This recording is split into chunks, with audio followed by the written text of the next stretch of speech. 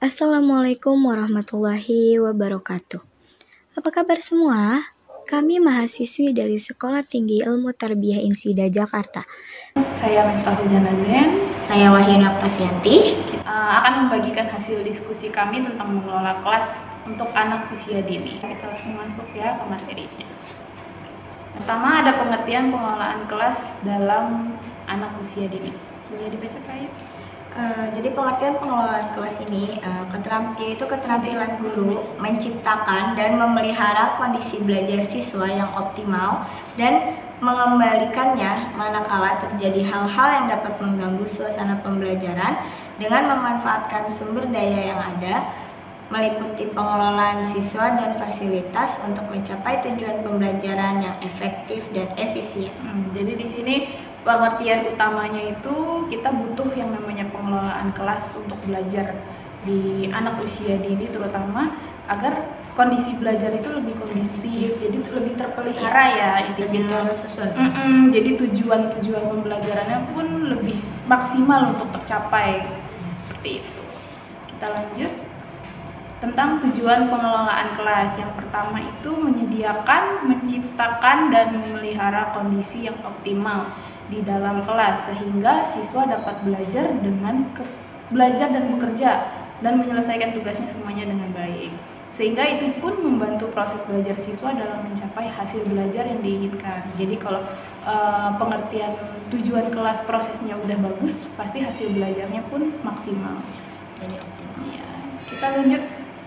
Pertama tentang memahami dulu nih karakter anak saat ada di kelas. Apa aja nih karakter mereka? Jadi karakter anak usia dini itu pada saat di kelas, jadi di sini ada masa-masanya ya.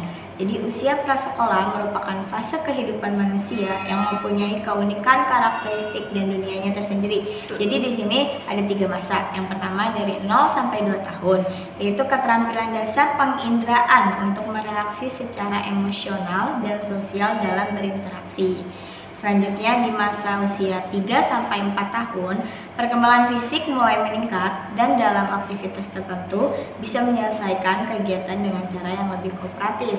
Selanjutnya yang ketiga ada usia 5 sampai 6 tahun, yaitu dapat disebut dengan masa berkelompok, yaitu perkembangannya ditandai dengan minat terhadap teman-temannya. Betul, jadi setiap anak pun setiap usia ya jadinya ada perkembangannya. Jadi dibagi menjadi 3 kelompok sebagai karakternya. Yang pertama tuh untuk pengendalian emosionalnya dulu, terus yang selanjutnya yang kedua itu ada perkembangan fisiknya. Nah, yang ke usia 5 sampai 6 tahun tuh biasanya lebih untuk pematangannya lagi. Kita lanjut, ini karakteristik pada umumnya di anak usia dini. Yang pertama tuh mereka punya rasa ingin tahu yang besar. Mereka tuh kepo dengan semua hal yang ada di lingkungan mereka. Terus mereka juga punya pribadi yang unik. Makanya anak-anak tuh punya karakternya pasti aneh-aneh deh. Tapi nggak apa-apa, itu karakteristik mereka. Terus yang ketiga itu suka berfantasi dan berimajinasi. Jadi kayak gimana tuh kalau di kelas? Imajinasinya masih tinggi kalau main balok. Kalau misalnya kita bilang nih ini bentuknya bentuk apa, gedung gitu kan misalnya, tapi dia bilangnya bukan gedung. Bukan gedung Kak, ini yang lain. Ternyata jadi kolam renang. Iya. Pokoknya imajinasi mereka tinggi. Imajinasi mereka nggak bisa kita capai. Terus yang keempat itu adalah masa paling potensial untuk belajar. Makanya kan anak usia dini itu sering banget disebut dia tuh sebagai spons, karena dia menyerap apa yang ada di sekitar dia, apa yang dia lihat, apa yang dia rasakan, dari hati dia itu bakal ditiru sama dia. Terus yang kelima menunjukkan sikap egosentris, atau yang bahasa kita tuh anak-anak egois, karena dia lebih fokus ke dirinya sendiri ya, kayak mau menerima perhatian lebih dari orang yang ada di sekitar dia aja gitu. Harus dia aja pokoknya, itu anak-anak karakteristik umumnya. Terus yang ketujuh cenderung memiliki rentan konsentrasi yang pendek. Inilah kenapa anak tuh nggak bisa Duduk lama. nggak bisa duduk lama. Jadi konsentrasinya tuh paling lama kayak cuma 2 menit, 3 menit, habis itu mereka pindah-pindah lagi. Nah, yang terakhir itu termasuk juga bagian dari makhluk sosial. Nah, inilah yang paling penting kita ajarkan kepada anak usia dini supaya mereka tahu kalau mereka tuh makhluk sosial, mereka tuh membutuhkan orang lain. Ya dari hal-hal sederhana kayak gimana minjem pensil, antar. Kalau temennya ada yang butuh bantuan, dia yang bantuin gitu. Kita lanjut, lalu apa aja nih langkah-langkah kita dalam pengelolaan kelas? Apa aja Kak yang pertama? Jadi langkah-langkah kita dalam pengelolaan kelas itu ada 3 ya, ada 4. Jadi yang pertama itu ada merencanakan. Merencanakan itu berarti guru menentukan kegiatan yang akan dilaksanakan, menentukan alat yang sesuai dengan kegiatan, mengalokasikan waktu yang akan dipergunakan, serta memperkirakan dan mengantisipasi hal yang akan terjadi di dalam kelas. Pengambilan keputusan dengan memilah dan memilih alternatif kegiatan yang akan atau tidak akan dilaksanakan agar usaha mencapai tujuan organisasi berlangsung secara efektif dan efisien. Betul, itu langkah pertamanya, yaitu merencanakan. Yang kedua ada mengorganisasikan, menyusun hubungan perilaku yang efektif antar personal, serta mengkoordinasikan suatu kelas yang efektif bagi peserta didik di dalam kelas, sehingga mereka dapat bekerja secara efisien dan memperoleh keputusan pribadi dalam melaksanakan tugas-tugas dalam situasi lingkungan yang ada guna mencapai tujuan dan sarana tertentu. Yang ketiga ada memimpin. Jadi seorang guru juga bisa disebut sebagai pemimpin kelas yang melaksanakan amanatnya. Apabila ia dipercaya dan diikuti, harus memiliki sifat kepemimpinan yang senantiasa bisa menjadi pengaruh dari ide dan pemikirannya oleh para anggota siswa kelas.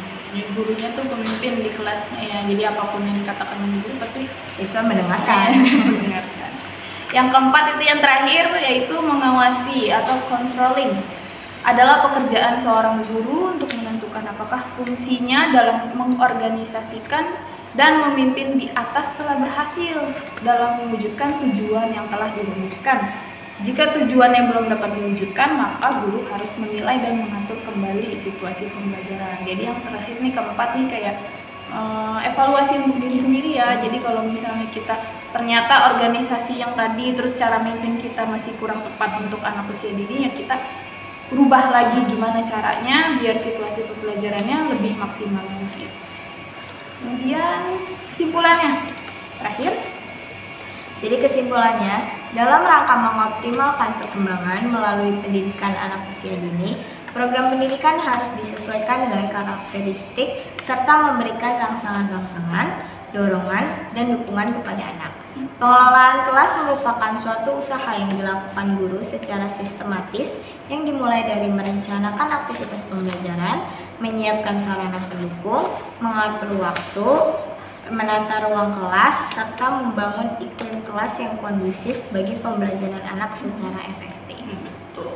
Jadi kesimpulannya, biar perkembangan pendidikan anak usia dini berjalan dengan baik, ya berarti guru sebagai seorang pemimpin harus merencanakan secara sistematis ya. Terus Harus dari sarana juga. sarana prasarananya juga harus didukung, dan kelas itu harus kondusif biar anak-anak efektif untuk belajarnya. Oke, terima kasih. Sekian diskusi kami yang bisa kami sampaikan. Kalau ada pertanyaan boleh di Bawah sini. boleh komentar di bawah sini. Boleh tambahin ya. Iya, boleh ditambahin, atau kalau ada yang punya cara lain dalam kelas, boleh banget kita sharing di bawah. Oke, sekali lagi terima kasih. Wassalamualaikum warahmatullahi wabarakatuh.